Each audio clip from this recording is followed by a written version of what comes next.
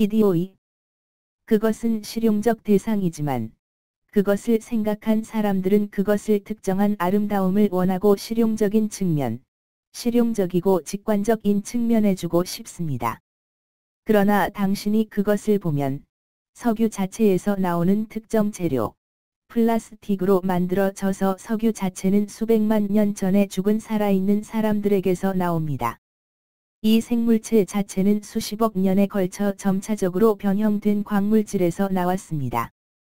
글쎄, 나는 그 당시 또 다른 학문에 들어서서 항상이 리모콘을 대상으로 하고 학문은 물리학이 될 것이지만, 이 물리학에서는 예를 들어 그것을 구성하는 물질, 석유 등 여기에 지질학, 화학, 과학이 될 수 있는 모든 종류의 학문이 될 수 있는 또 다른 것을 입력합니다.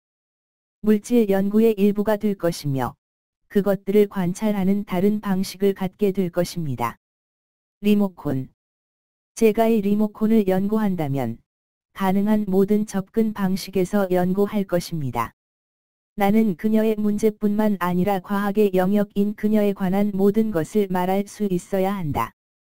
예를 들어, 나는 그것이 유전학과 같은 과학을 사용하여 현미경으로 아주 자세히 살펴보면 내가 찾을 수 있는 특정 사람에 속한다는 사실을 연구할 수 있습니다. 그의 DNA, 나는 그의 이야기를 찾을 것입니다. 이 리모콘의 역사를 완전히 알고 있다면, 나는 그것이 철학과 신학 과정에 사용하기 때문에 그것을 촬영하기 위해 사용된 모든 것, 그것을 촬영한 가족 또는 또한 볼 것입니다. 그녀가 촬영한 교훈. 이 분야는 단순한 현대 과학보다 훨씬 큽니다. 철학 분야는 엄청납니다. 현대 과학의 공식적인 이유는 무엇입니까? 그러므로 그녀는 물질체를 연구하고 항상 특정 측면에서 수학 도구를 사용하여 어떤 방법으로든 측정할 수 있는 한 연구합니다. 천재를 만들어낸 모든 현대 과학은 수학적 도구이므로 아이들이 수업 시간에 수학을 하도록 지시함으로써 아이들을 끊임없이 괴롭힙니다.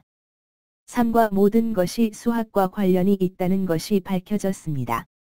머티리얼 객체는 수학적으로 구성되어 있다고 말할 수 있습니다. 우리가 본 것처럼 사실입니다. 이제 이 현대 과학을 철학과 구별하는 것은 예외 없이 머티리얼 바디뿐만 아니라 머티리얼 바디도 연구합니다. 현대 과학은 현실적인 철학의 일부입니다. 그것의 작은 부분입니다. 재료를 관리하는 부분. 그녀는 모든 것을 연구하지만 어떤 식으로든 연구하지는 않습니다. 그녀는 그것을 발견할 수 있는 한 모든 자연지능 수단에 의해서만 개시 없이 자연지능의 단순한 자연의 힘에 의해 그것을 연구하고 모든 것이 받아들여집니다. 우선, 물론 경험뿐만 아니라, 예를 들어, 내 경험으로 달을 보면, 저는 태양과 같은 크기의 천체를 봅니다. 이제 달이 태양과 같은 크기라고 말하면 잘못되었습니다. 사실, 현실과 일치하기를 원한다면, 수학을 사용하는 현대 과학인 천문학의 기여를 사용하여 달이 실제로는 몸이라는 것을 알게 될 것입니다. 그러한 질량을 수행하고, 그것이 태양처럼 큰 것처럼 보인다면, 그것은 작은 크기에 따라 훨씬 더 태양보다 훨씬 더 가깝기 때문입니다. 철학의 결론은 자연지능의 힘만을 사용한다는 것입니다. 당신은 궁극적으로 철학이 사도 세인트 토마스의 태도라고 말할 수 있습니다. 나는 내가 본 것 또는 내가 보여준 것만 믿는다. 내가 보지 못한 모든 것, 내가 보여주지 않은 것은 철학의 대상이 아니다. 예를 들어, 철학자로서, 몸이 없었고 존재하기 시작한 신이 창조한 천사가 있다고 철학자로서 나 자신에게 들었다면 저는 빅뱅과 동시에 철학자로서 죄송합니다. 그것은 의견이며, 그것은 신념입니다. 나는 그것을 보여줄 수 없다. 나는 천사를 본 적이 없다. 나에게는 단지 의견일 뿐이다. 철학에는 접근할 수 없습니다. 잘못되었다는 의미는 아닙니다. 그것은 철학이라고 불리는 특정 분야에서의 천사들에게 다가갈 수 없다는 것을 의미합니다. 이제 내가 죽게 되고 내가 보는 천사들에게 눈으로 인사를 받는다면, 그들은 예를 들어 그들은 명백한 몸을 형성했으며 계속해서 보는 교수진을 보냈기 때문에 죽음의 시간, 이 경우에 나를 위한 천사들은 철학의 대상이 될 것입니다. 그러나 우리가 보지 못하는 것처럼 숨기는 순간 천사들은 현실적인 철학의 일부가 아닙니다. 그렇다면 세 번째 징계의 목적은 무엇입니까? 철학과 다른 점은 무엇입니까? 우리는 그녀가 같은 물질 대상을 가지고 있음을 보았고 모든 것을 돌보았습니다. 그녀는 예외 없이 무엇인지 알고자 합니다. 그러나 공식적인 이유는 없습니다. 그녀는 같은 방식으로 무엇을 보지 않습니다. 그녀는 다음과 같은 방식으로 그것을 본다. 그것은 오직 하나님에 의해서만 계시된 것이 아니라 하나님에 의해 계시되었음에 틀림없다. 그것은 구원의 문제에 관한 것이어야 합니다. 그것은 죽음 이후 생존에 대한 근본적인 문제를 의미합니다. 우리가 지구상에서 하는 일이 깊어진 이유. 우리가 영원한 구원을 깊이 바라보다 있는 것에서 이 공식적인 이유는 매우 중요합니다. 우리가 예를 들어 르네상스 교회, 유명한 갈릴레오 사건으로 착각했다면 일부 신학자들은 공식적인 이유로 착각한 것 같습니다. 신학은 모든 것을 실제로 관찰합니다. 하나님께서 계시하신 바와 같이 이 신학자들은 나중에 추가한 것을 생략 구원과 관련이 있다면 했습니다. 그래서 무슨 일이야? 성서에는 여호수아서의 여호수아가 사막의 특정 부족과 싸우고 있는 특정한 구절이 있습니다. 이제 밤이 되었을 때 우리가 유령이 되고 다른 세계에 가지 않을 것을 두려워하여 싸우는 것을 두려워합니다. 그래서 이스라엘이 패배할 때 레바논 골짜기에 있는 바알가드 요르단 서쪽 왕들은 여호수아가 손을 뻗어 말했습니다. 1. 가바온에서 멈춰라. 하루가 계속되길 바랍니다. 그리고 성경은 그때 해가 멈췄습니다. 인류 역사상 가장 긴 하루는 없었습니다. 이스라엘 사람들은 아말렉 사람 등을 가볍게 두드렸습니다. 이 중생 신학자들은 우리가 성경을 보면 계시록을 보면 해가 멈췄다고 말합니다. 태양이 멈췄다고 말하면 그것이 지구 주위를 돌고 있다는 것이 드러납니다. 망원경과 수학적 계산으로 갈릴레오는 코페르니쿠스가 옳다는 것을 깨달았습니다. 오히려 정반대였습니다.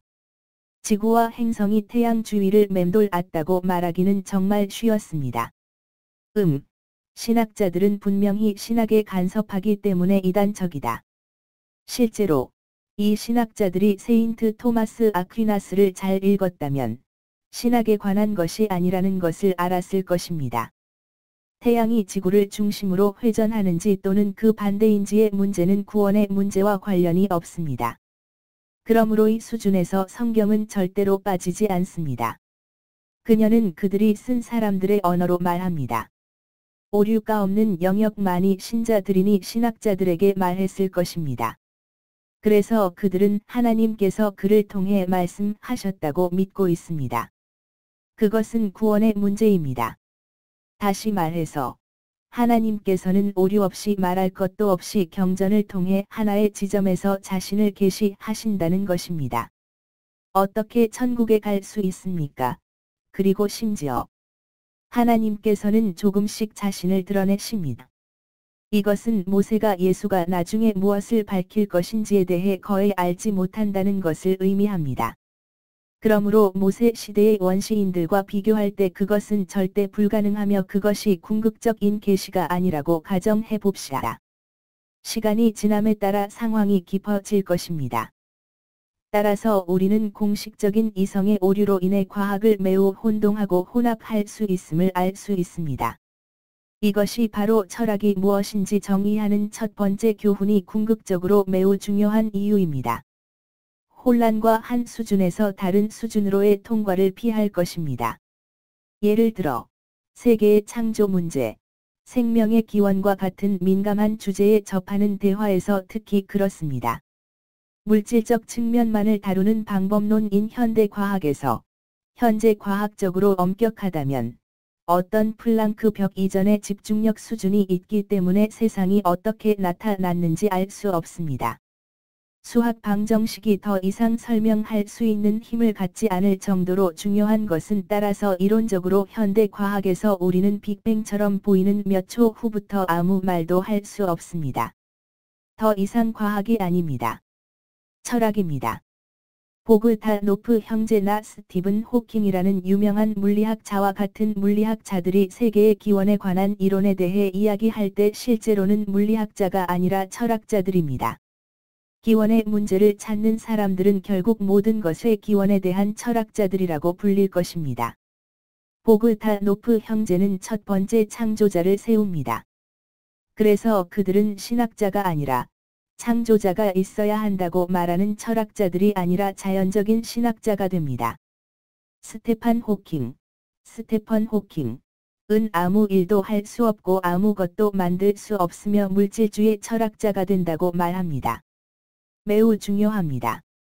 학자들이 이 주제에 대해 이야기하고 있었기 때문에 보그다노프 형제나 스티븐 호킹에서 조금 웃었을 때 실제로 내가 계시하고 있는 이 세 사람은 텔레비전 개입에 항상 명기되어 있다면 비판을 피할 수 있었습니다. 나는 과학 분야를 떠나서 들어가고 철학 분야에서는 철학이 현실적일 수 있기 때문에 수학 도구와 효과적으로 분리되기 때문에 권리가 있습니다. 그녀는 할 연설이 있습니다. 나는 갑자기 과학자로서 철학에 들어갈 권리가 있다. 여전히 이 영역에서 인식론, 에피스티말러지의 정확성은 과학의 정의를 의미하며 개신교 신학자나 근본주의 무슬림을 볼 때 세계의 기원은 실질적으로 일어났다고 말했다. 성경의 말씀대로 그것은 세계가 최대 6,000년 또는 7,000년이라는 것을 의미합니다. 인간은 가톨릭 신학자에게 공룡 등을 알고 있습니다. 이 사람들은 물질주의 신학에 있습니다. 즉, 그들은 근본주의자입니다. 그들은 지구가 7,000세인지 아닌지에 대한 질문은 구원과 관련이 없기 때문에 물질적인 의미로 그와 관련이 없는 분야에서 텍스트를 취합니다.